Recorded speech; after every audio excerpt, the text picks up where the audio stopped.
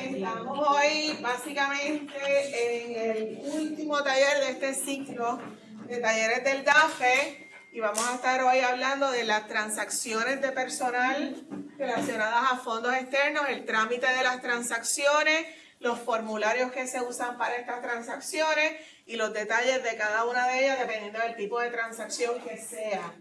Excuso a Yaribel Ramos que no está con nosotros hoy porque está indispuesta, así que Lizzy me va a estar dando apoyo en aquellas cosas que quizás yo no pueda abundar mucho. Recalco que es el trámite, porque tenemos gente aquí de otros recintos, lo cual me encanta, pero es el trámite que realizamos en fondos externos en Río Piedra para las transacciones y recalco que es para fondos externos. Las transacciones institucionales tienen otro trámite que no es exactamente el mismo que seguimos en fondos externos para lo que sea reclutar personal con fondos de proyecto. Así que vamos a ver las metas, vamos a ver qué debemos saber antes de enviar una transacción, qué tipos de transacciones tenemos y qué conlleva cada una de esas transacciones que vamos a estar trabajando. Aquí es bien importante, como en todo, ¿verdad? Trabajar en equipo. Es importante que trabajemos en equipo, en comunicación y que podamos completar estas transacciones ágilmente, eficientemente y lo antes posible, porque de ello depende que estas personas puedan comenzar a dar sus servicios y puedan cobrar los salarios que están merecidos cobrar. Así que es bien importante poder seguir las instrucciones. Si tenemos dudas, comunicarnos y aclarar de manera tal que la transacción corra como debe ser y no haya retrasos mayores. ¿Qué debemos saber antes de enviar una transacción de personal o de transacción de fondos externos para trámites de proyectos?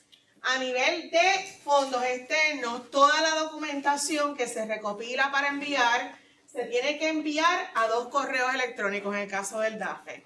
Yaribel Ramos y PostAward, que es nuestro correo general. Si usted se lo envía solo a Yaribel y no envía PostAward, Lizzy no mantiene un récord de eso y después si hay que dar algún seguimiento, Yaribel está ausente, algo pasó, pues no, nadie sabe nada porque solamente se lo enviaron a Yaribel. Así que siempre es bien importante enviar todo a los 2 correos electrónicos. Importante, importante, importante. Ningún candidato puede comenzar a trabajar sin que la fecha se haya dado por nosotros, por el DAFE. Nosotros somos los que decimos cuándo la persona puede comenzar a trabajar. Usted dar una fecha de comienzo puede llevar a errores y puede que entonces la persona empiece a trabajar y el trámite de la transacción no se puede ejecutar para esa fecha y entonces tengamos problemas porque la persona ejecutó un servicio fuera de periodo de nombramiento que no le vamos a poder remunerar. Así que es bien importante que usted esa fecha se dé en acuerdo con la oficina de PostAward. Que todos los documentos que se envíen todos en un solo PDF juntos, no en Word. Todos los documentos en PDF por separado. Esto es distinto a como lo pide la Oficina de Recursos Humanos cuando el nombramiento es por fondos institucionales. En este caso, la señora Ramos necesita un solo email con todos los documentos de ese nombramiento por separado. La recomendación que le damos es que les puedo dar el número de los documentos. 1, carta de justificación. 2, anejo al nombramiento. Porque así usted puede tener una constancia de cuántos documentos se anejaron. O sea, no, en resumen, no son 3 ni 4 emails. Es un solo email que incluya todos los documentos como attachments. Pero cada documento, ¿verdad? En forma separada, archivado de forma separada. Pero en un solo correo electrónico. Y esto es bien importante por la sencilla razón de que son tantos y tantos y tantos los correos electrónicos que recibimos con respecto a transacciones de personal, que si usted me envía una cosa primero y otra cosa después, el escenario se nos va a complicar y algo que usted pensó que había enviado, a lo mejor Yaribel no lo vio porque se confundió y entonces tenemos el paquete incompleto, lo cual retrasa el proceso. Así que para eficiencia en el proceso, un solo correo electrónico con toda la documentación relacionada a esa transacción. Y es bien importante verificar la información en cada documento para asegurarse de que está todo en orden, que son firmados, que están fechados, que tienen la información que corresponde tener en cada uno de esos documentos. Decana, y es bien importante que chequen que la información coincide en todos los documentos. Que no vaya a poner en la carta de justificación que va a ganar $4,000 mensuales y en la T2 $3,500 mensuales. Y eso nos ha pasado. Esto no, lo que estamos diciendo es porque ya lo hemos vivido. Así que todos los documentos tienen que brindar la misma información, es repetitiva. Pero no me pueden decir una fecha en un lado, otra fecha en otro, o un monto en un lado y otro monto en otro, o un tipo, o un título de nombramiento en un lado y otro en otro. Todo tiene que coincidir. Todo tiene que coincidir. Entonces hay distintos tipos de nombramientos, dependiendo de lo que la persona vaya a ejecutar en el proyecto que se va a estar contratando. Una tarea parcial, por definición, cualquier nombramiento que no sea de 37.5 horas a la semana. Eso es una tarea parcial. Así que cualquier nombramiento que no sea de 37.5 horas semanales se considera una tarea parcial. Un nombramiento especial es el tipo de transacción que se ejecuta a nivel de fondos externos, donde se otorga un nombramiento a tiempo completo para cubrir un puesto dentro de un proyecto. Los fondos externos, fondos extrauniversitarios. Las transacciones van a tener su fondo, van a tener su presupuesto dentro del proyecto que la va a estar pagando. Usualmente estamos siempre presupuestando los beneficios marginales correspondientes, incluyendo plan médico. Así que si es un nombramiento de tarea completo, un nombramiento especial, ese proyecto muy probablemente ya tenga el plan médico contemplado. El retiro no es negociable, hay que presupuestarlo. El retiro es obligado. Plan médico, si el proyecto lo provee, se le otorga. Usualmente se le está otorgando a todo el mundo. Nombramientos de jubilados, esto es bien particular. Esto es algo bien excepcional. Lo hemos ejecutado en proyectos, pero es algo que conlleva otros trámites particulares y es un nombramiento para una persona que fue empleado nuestro, que ahora está jubilado, pero lo queremos contratar por X o Y razón, porque es la persona idónea para llevar a cabo la tarea que vamos a realizar. Un personal jubilado no puede excederse de 18.75 horas semanales y no puede exceder de 1.040 horas en año fiscal. Y no puede ganar o devengar más de la mitad de lo que se pagaría en una jornada regular por ese puesto. Así que es bien importante, tiene unos requisitos bien particulares. Y contratos de servicios personales, los famosos Ley 100, es cuando queremos reclutar un empleado de otra agencia gubernamental.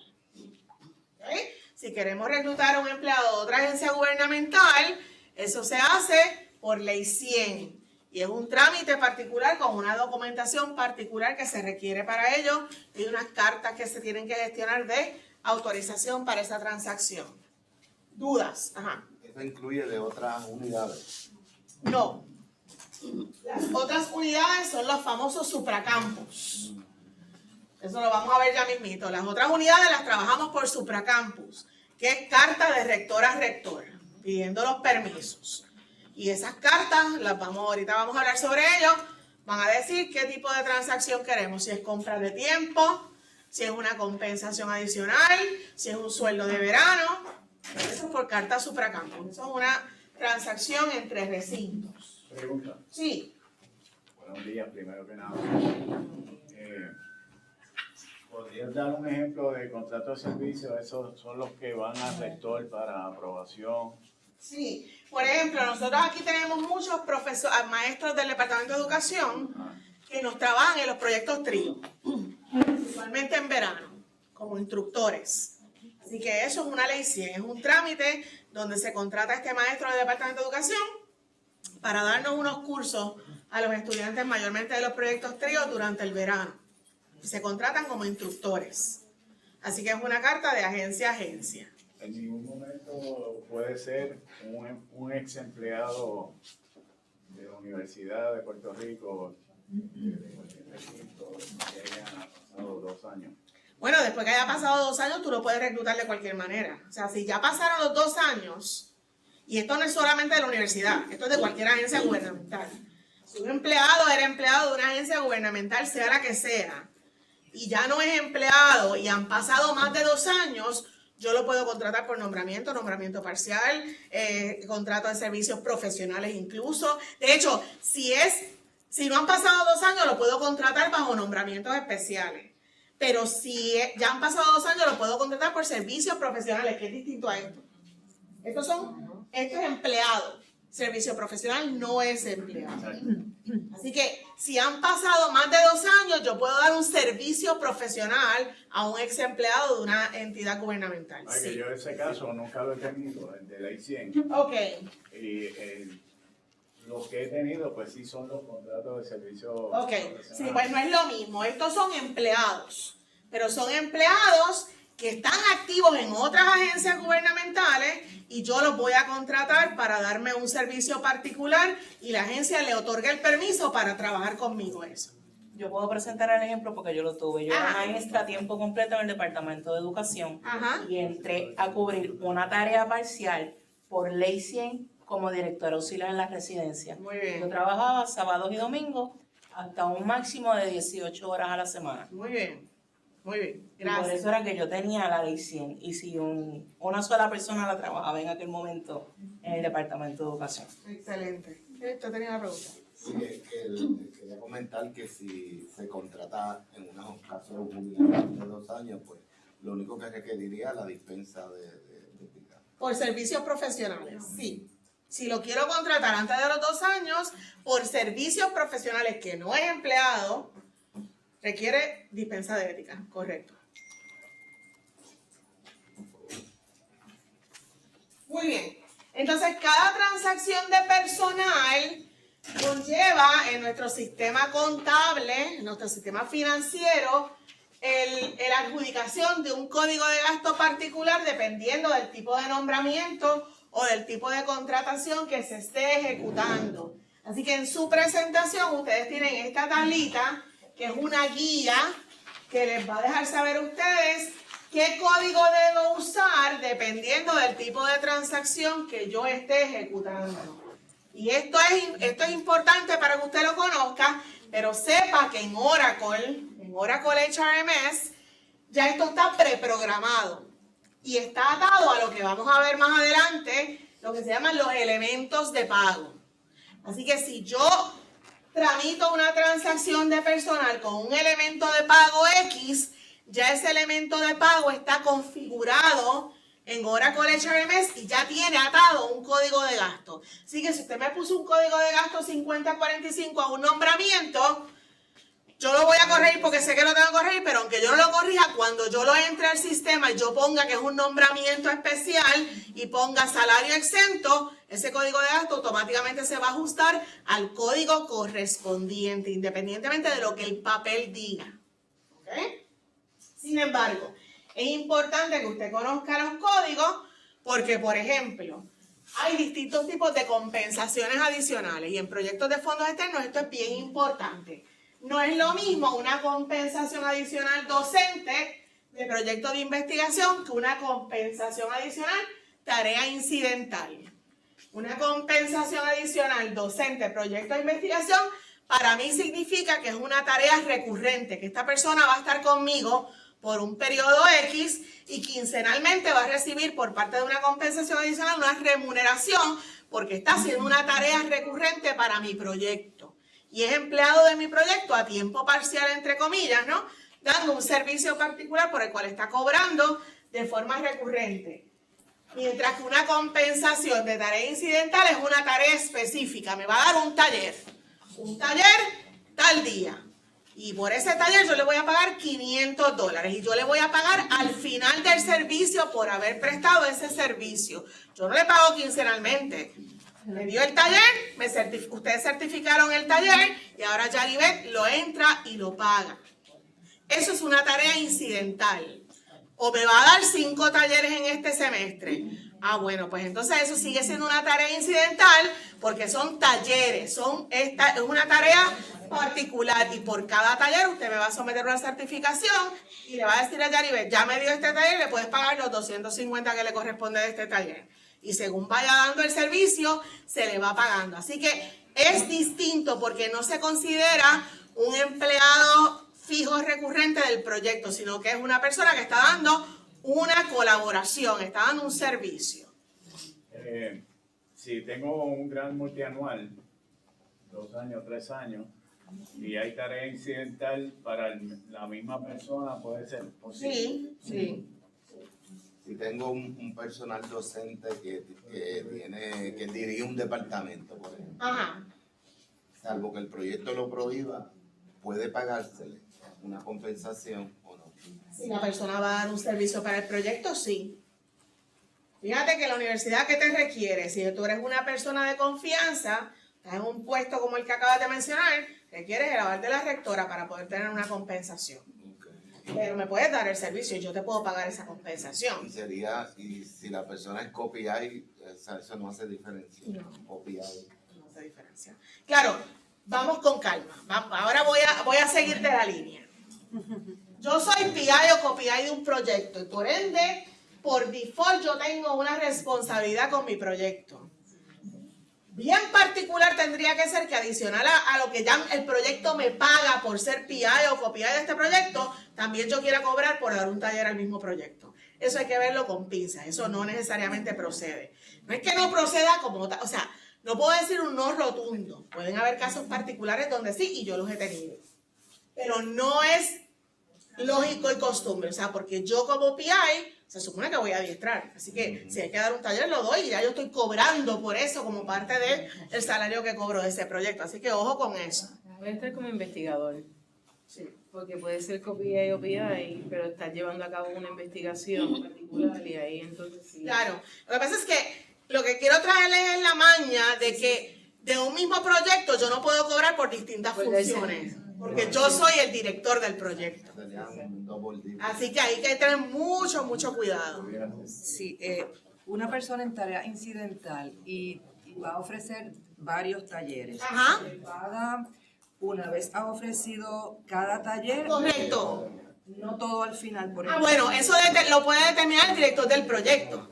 Si el director del proyecto dice, me va a dar 5 talleres y yo le voy a pagar cuando me dé los 5 talleres. Eso es prerrogativa del director del proyecto en acuerdo con el recurso que le está dando los talleres. Pero el director del proyecto igualmente puede decir, no, me va a dar 5 talleres, pero yo le voy a pagar por cada taller que me ofrezca. Una vez lo termine, yo certifico, por favor, procesar este pago.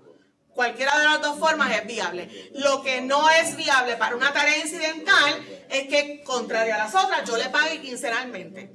Eso no va a pasar. De forma automática, eso no va a pasar. Porque es por servicios prestados. ¿Bien? Diferenciales de sueldo. Esto a veces es un tema que ha traído controversia, pero deben tener bien claro lo siguiente. Un diferencial de sueldo implica que yo le estoy cambiando el salario base de una persona y se lo estoy aumentando porque le estoy dando dentro de su mismo full time una tarea adicional. Y ahora temporeramente, por ejecutar esta tarea, yo le voy a pagar tanto adicional. Eso implica un cambio en su salario base. ¿Qué quiero decir con esto? Que con fondos externos eso no se puede a menos que sea un caso extremadamente excepcional donde la agencia tenga claro el concepto que se quiere usar y me lo haya preaprobado de antemano. El reglamento federal dice claramente que con fondos federales usted no puede hacer este tipo de aumentos salariales temporeros a empleados. No es lo mismo horas extra es otra cosa. No es lo mismo compensación adicional, eso es otra cosa. Pero un aumento de salario temporero por ejecutar una tarea, eso está prohibido por el gobierno federal. Así que, ojo con eso. Así que los diferenciales, si son con fondos externos y están previamente aprobados por la agencia como tal, y se explicó bien lo que eso conlleva, podría, como vía excepción, aprobarse. Tengan en cuenta que si el empleado en cuestión ya es un empleado de un proyecto de fondos externos, no es posible pagar la diferencial de ninguna manera.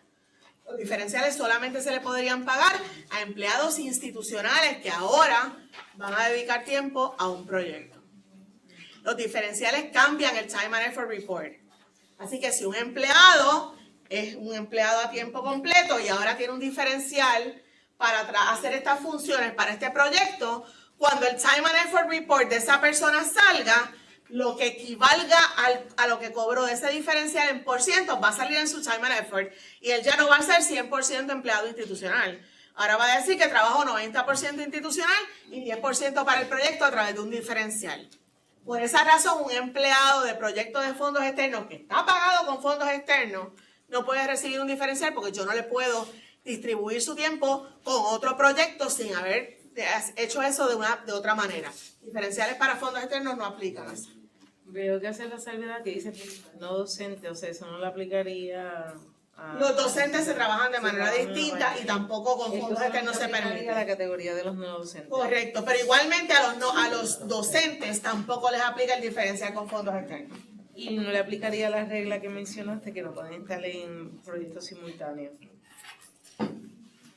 Lo que pasa es que la regla que estoy hablando es cuando el empleado, o sea, hay ocasiones particulares, y las tengo, donde el docente es empleado full time de un proyecto de fondos externos. Pues ciertamente igual tampoco le aplica. Okay. ¿Está bien? Pero el punto es aquí bien, tengan la maña, que un diferencial, por definición, es un aumento de salario por un tiempo particular. Porque voy a hacer esta tarea y te voy a aumentar el salario para que hagas esta tarea por este tiempo. Una vez esa tarea terminó, tu salario volvió a bajar. Así que eso está bien restricto. Compensaciones adicionales no docentes. Por definición, una compensación adicional, ¿qué significa? Una tarea adicional a lo que ella hace, diferente a lo que hace. Ajá. Fuera de horario regular del Ahí está. Por definición, compensación adicional significa que yo voy a trabajar tiempo extra. Yo voy a trabajar fuera de mi horario regular en una tarea particular por la cual me van a estar pagando. No va a ser dentro de mis 7.5 horas de tiempo regular. Yo tengo que trabajar tiempo extra para cobrar esa compensación. Así que por definición es el equivalente a un tiempo extra predefinido, ¿verdad? Que ya establece términos y condiciones, cuántas horas y cuánto voy a pagar. Así que hay maneras de trabajarlo para los no docentes de forma distinta. Tiene la opción el director de proyecto de decirme, le vamos a pagar esta compensación adicional a este empleado por tiempo certificado. ¿Qué quiere decir? Que esta persona para poder cobrar su compensación tiene que ponchar, tiene que entregar un registro de asistencia de horas trabajadas. Y de acuerdo a las horas que haya trabajado, Recursos Humanos periódicamente va a registrar eso en el sistema y la persona va a recibir su pago. No va a ser un pago recurrente quincenal. Va a ser dependiendo de cuándo entregue su asistencia, Recursos Humanos la reciba, Recursos Humanos la registre y de acuerdo a las horas certificadas como trabajadas es que va a cobrar. Así que hay un control de ese pago, de esa compensación. Versus una certificación, una compensación adicional por periodo. Y muchos proyectos prefieren esta, pero yo hago siempre la salvedad de la importancia de entender qué significa por periodo. Por periodo significa que usted está ya dando por default, de facto, que esta persona le va a cumplir con lo que esa compensación establece, horas trabajadas y tareas realizadas, porque va a cobrar como cobra su salario, quincenalmente. Automáticamente. Yo no necesito una certificación ni una hoja de asistencia para que esa persona cobre. Lo va a cobrar como mismo cobra su salario. Ahora, usted, director de proyecto, se tiene que encargar de que haya constancia de que ese empleado está cumpliendo con esas tareas y con esas horas de trabajo. Para en caso de una auditoría, cuando pidan esa certificación, usted no dude en poderla someter. Ya he tenido casos donde ha habido problemas y ha tenido que haber un recobro de compensaciones pagadas de más porque la persona finalmente no cumplió con las horas. ¿A qué te refieres con compensación ad honorem? Antes que vayas ahí, antes que vayas ahí. Ajá. Estás diciendo que el tiempo se otorga mediante tiempo certificado, y cuando hablamos tiempo certificado, ¿qué puede ser el mecanismo que certifica el tiempo? ¿Utilizas el sistema UKG o puedes utilizar el método alterno? Bueno, las compensaciones todavía no son por UKG, ¿verdad, Lizzy? Son por hoja. Por hoja o por tarjetas ponchadas. Hoja o tarjeta, o sea que eso califica el tiempo certificado. Okay. Dame un segundo. Compensación ad honorem es que la persona va a trabajar unas horas, pero no va a cobrar por ello. Entonces se va a realizar algún tipo de certificación a esos efectos de cumplimiento con tarea, pero no cobra. Todo lo que diga ad honorem es que hay un tiempo de dedicación, va a haber una tarea a realizar, pero la persona decidió no cobrar por esa tarea. Pero como a lo mejor ya en el proyecto se estableció que va a haber esa dedicación de tiempo y esa tarea, se hace una certificación a los efectos de que existió, pero como no hay un registro oficial, no puede haberlo, se certifica. ¿Pero está obligado a certificarlo? O sea, Cuando en el proyecto se establece que había que tener una dedicación de tiempo o si iba a realizar esta tarea y la persona por X o Y razón no se le puede pagar la compensación, se puede hacer una certificación y eso documentarlo como parte del informe que se realiza a la agencia. Si yo tengo una empleada no docente en licencia de maternidad, ¿se puede contratar a otra persona por compensación para que haga las tareas de esa persona que está por licencia? Ok, volvemos. Tienes a una persona No docente. empleada de proyecto El proyecto, sí.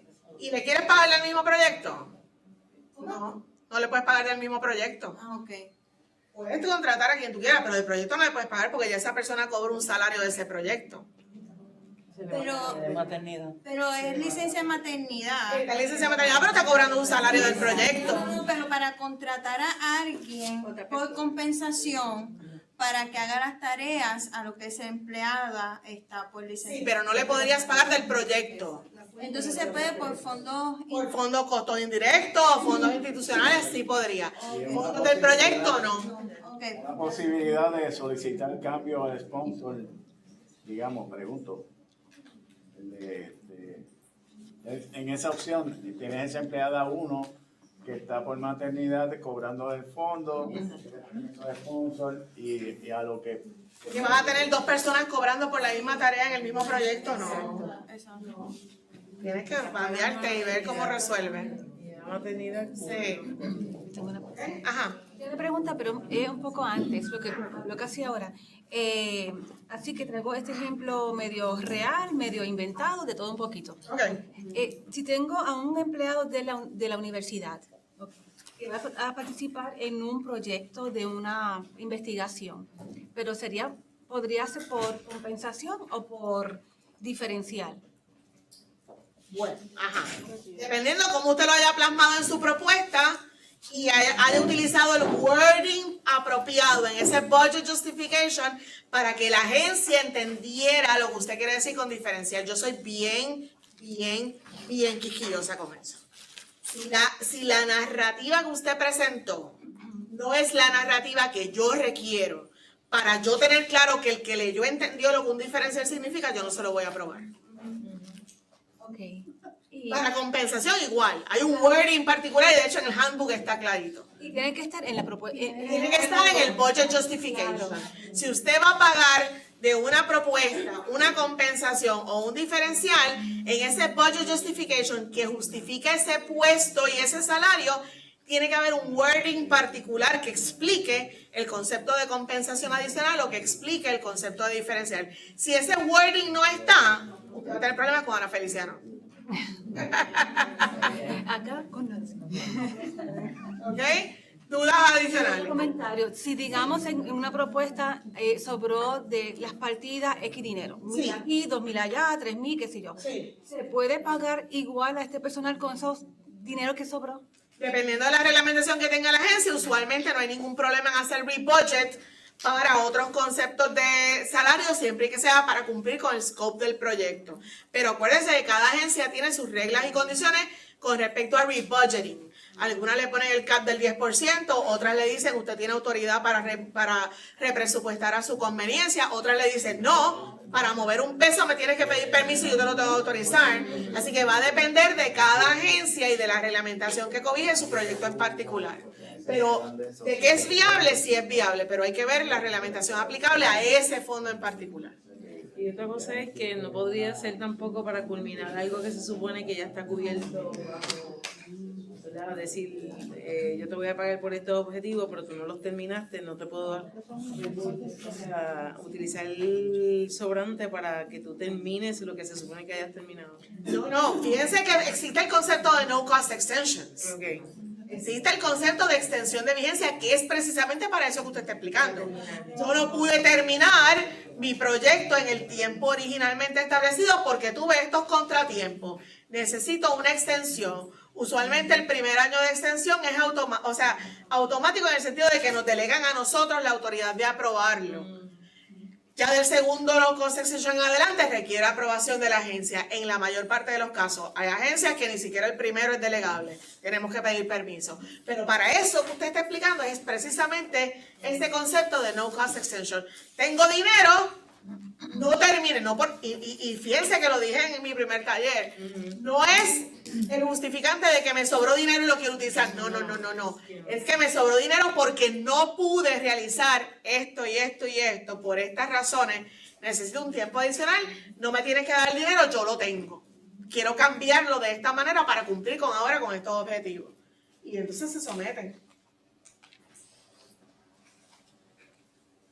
Ok, así que de la misma manera que tenemos compensaciones no docentes, tenemos compensaciones docentes, que ya hablamos un poquito de la diferencia entre lo que es una incidental versus una compensación regular. Y para los docentes, pues hay otras reglas del juego, ¿verdad? Aparte, distintas a las que hay para el personal no docente, que son un máximo de 18 horas fuera en horas semanales. A nivel de los docentes, el máximo son 9 créditos o 27 horas semanales. Y las compensaciones, pues, tienen que referirse directamente a Yaribel Ramos. Fíjense que las de no docentes, esto también es importante, no lo dije. Las no docentes, antes de enviarle nada a Yaribel Ramos, primero tienen que ir a recursos humanos de nuestro recinto para validar las tareas y la clasificación y el monto que se le va a pagar a esa persona. Si Yaribel no tiene eso, cuando usted envíe la documentación a Yaribel, Yaribel se la va a mirar y le va a decir, yo no puedo trabajar esto, porque esto requiere aprobación previa de recursos humanos. Pero a nivel docente eso no es así. A nivel docente, Yaribel la puede recibir directo y trabajarlo. Sí. Yo tengo en mi propuesta, en la justificación se puso un dinero dentro de consulta, no de personnel, que es para un business plan. ¿Qué sucede? Que estamos identificando un docente de administración de empresas para que haga el business plan. En este caso, yo tendría, ¿verdad? Si es que es viable, transferir para poder tener, si lo que benefits, whatever que esto conlleve. Sí. Y la persona tiene 12 créditos al momento. O sea, que pudiera ponerle esa compensación, estamos pensando hasta mayo, para que lo empiece a trabajar, porque hay $20,000 ahí. Y entonces irlo manejando hasta septiembre, ¿verdad? Que es que acaba mi tercer año. Pero sí lo pudiera transferir y trabajarlo desde... Varias cosas. Repito lo que he dicho en otros talleres. Los consultants no son empleados de la universidad. Consultant siempre es gente externa.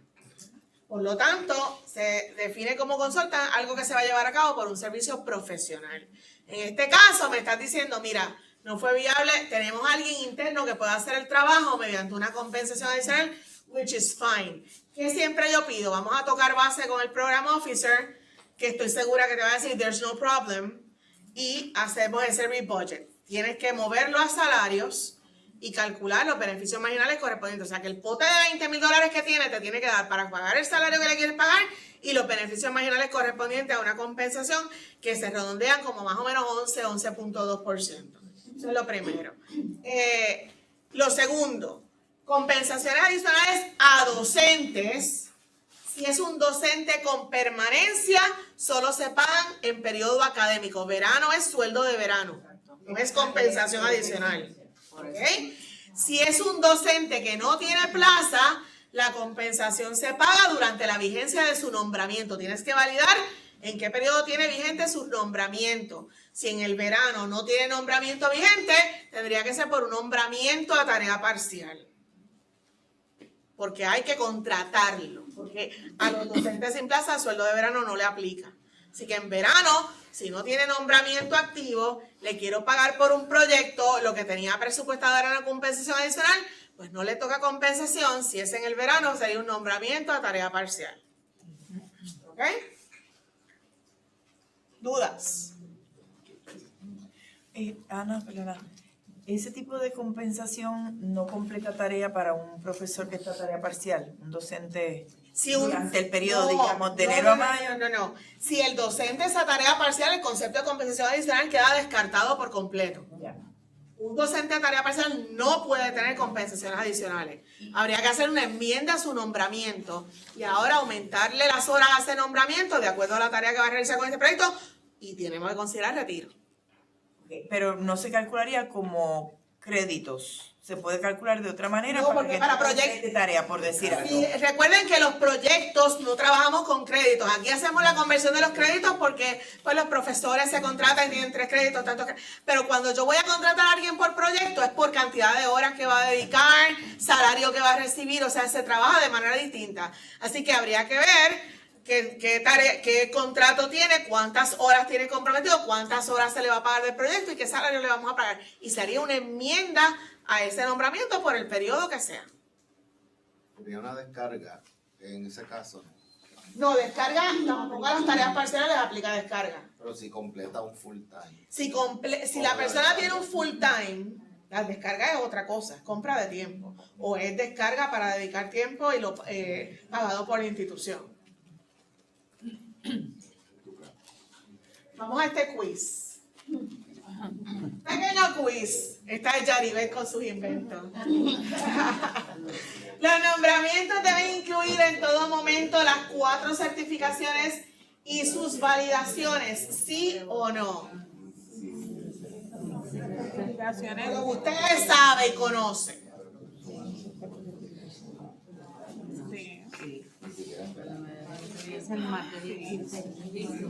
La respuesta es no. Estamos repasando, ¿verdad? Porque se supone que más o menos tenemos una noción de esto. Si el nombramiento que se va a ejecutar es de $16,000 o más en el año, entonces sí le aplica todo. Si es de menos de 16,000, no necesariamente. Al año. ¿Qué significa al año? ¿Qué año? Año perfecto. ¿Año qué? Proyecto. ¿Año qué? Año fiscal. Año natural. Si yo le hice un nombramiento ahora de $12,000 y dentro de 2 meses le quiero hacer otro de $12,000 más. En ese momento tiene que someterme todo porque ya se pasó de los 16,000 al año. Ahora, permiso, eso que mencionas es real, pero por ejemplo, la experiencia en Bayamón, en una de las auditorías, eso no lo señalaron.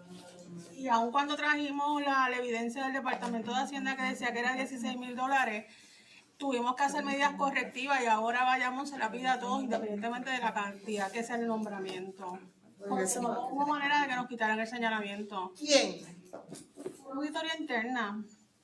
No tiene sentido. Manera, aun cuando se le presentó toda la evidencia. Eso no tiene sentido. Eso no tiene sentido porque el reglamento del gobierno de Puerto Rico, incluso no de la Universidad de Puerto Rico. Ok. ¿Cuál es la vigencia de las certificaciones? No hay distinción entre nombramiento. ¿Cómo es?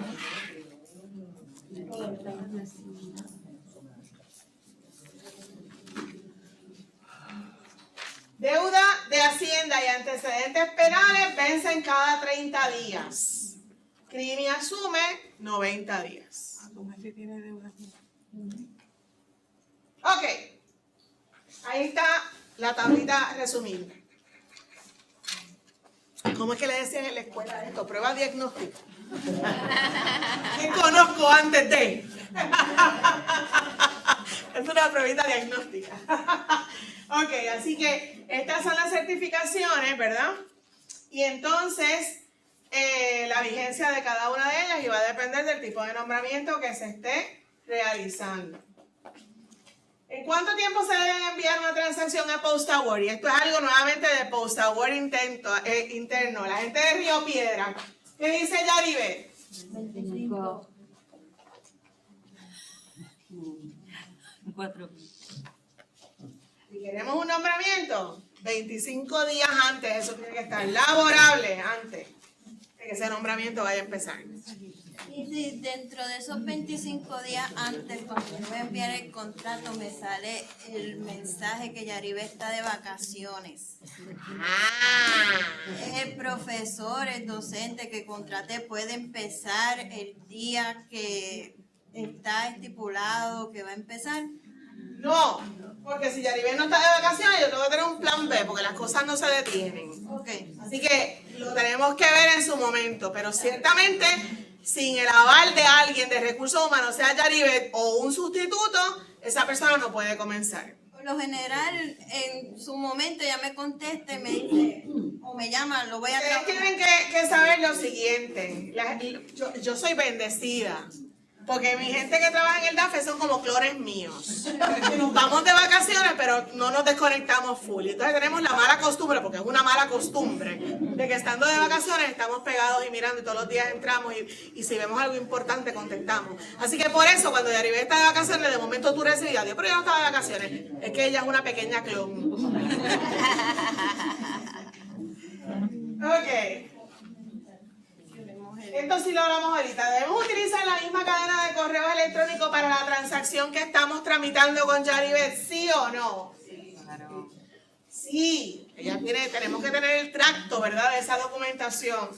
Así que es importante seguir esa cadena.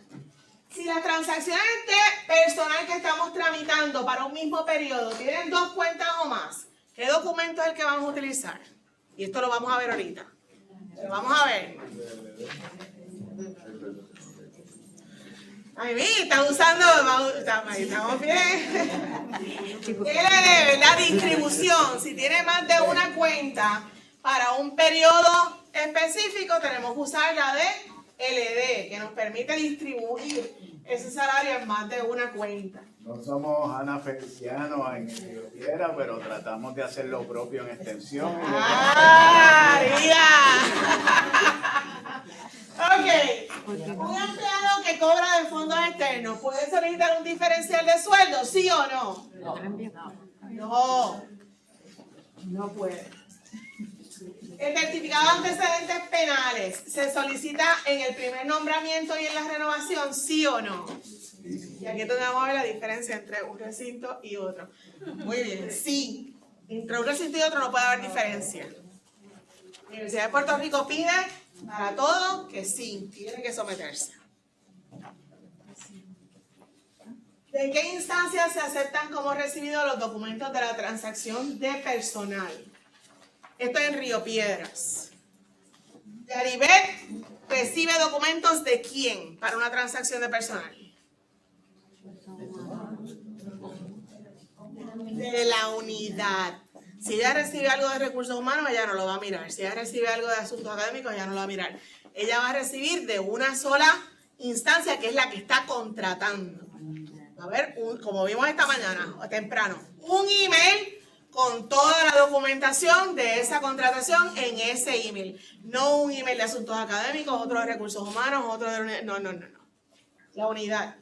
La unidad es responsable de hacerle llegar todo a Yaribet. ¿Qué debemos hacer si un recurso tiene un nombramiento a tarea parcial en otra facultad del recinto? Todas las anteriores, ¿verdad? Tenemos que verificar, voy para atrás para verlo. Tiene que haber una comunicación con la facultad de origen, se tiene que tramitar una enmienda a los documentos, verificar las horas de ese nombramiento que no excedan la tarea completa. O sea, tiene que haber una comunicación entre las distintas unidades para enmendar un contrato de tarea parcial. Si es de la misma unidad, pues no hay problema, porque es dentro de la misma instancia. Pero si son unidades distintas, tiene que haber comunicación entre las unidades. Y los contratos de servicios personales bajo ley 100 deben incluir anejo de nombramiento, juramento y carta borrador.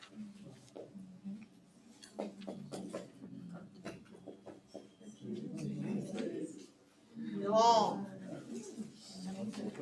No. ¿Qué es lo que no incluye, Lizzy?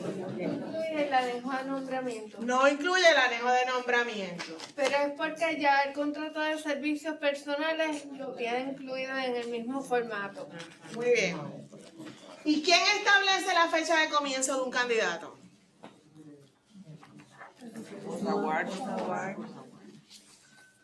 Vamos a hacer, esto es un trabajo de equipo, recursos humanos y PostAward.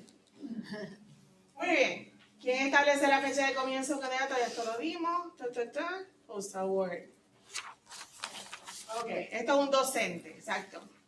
En caso de un docente es PostAward. En el caso de un no docente es recursos humanos y PostAward, porque acuérdense que hay una primera parte que recursos humanos tiene que avalar. Cuando a un empleado docente a tarea completa se le asigna una tarea adicional, ¿qué transacción aplica? Una compensación adicional. Y cuando a un empleado a tarea parcial se le asigna una tarea adicional, una enmienda. Yari se votó con esto, con este quiz, me cachindé. Juan fue nombrado de agosto a diciembre por $12,000. Después de enero a mayo, $10,000. Y de junio a septiembre, $8,000. ¿En qué nombramiento se requieren las certificaciones de Hacienda, Suma y CRIM? ¿En cuál? Lean bien.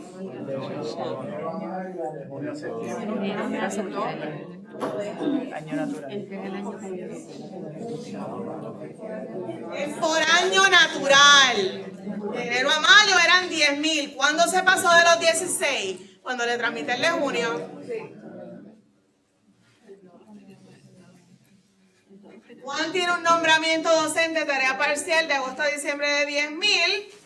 Se enmendará para aumentar el mismo en el mismo periodo 7,555 por periodo. Esta enmienda debe presentar carta de justificación T2 y 370, carta de justificación, carta borrador 370 tareas, o todos los documentos se requieren de una renovación. Carta justificativa, T2, carta borrador, 370, tareas, anejo de nombramiento y certificaciones. Ahora que es una 370 para ustedes. 370 para nosotros es el documento equivalente a una 373 para un no docente, que es el que Recursos Humanos evalúa y certifica y clasifica el puesto y el salario, pero para los docentes a nivel de asuntos académicos. Es la evaluación de asuntos académicos. Ok. Vamos ahora a los formularios. Si quieren ir al baño, cogerse 2 minutos. Vamos entonces ahora a cambiar a hablar de formularios.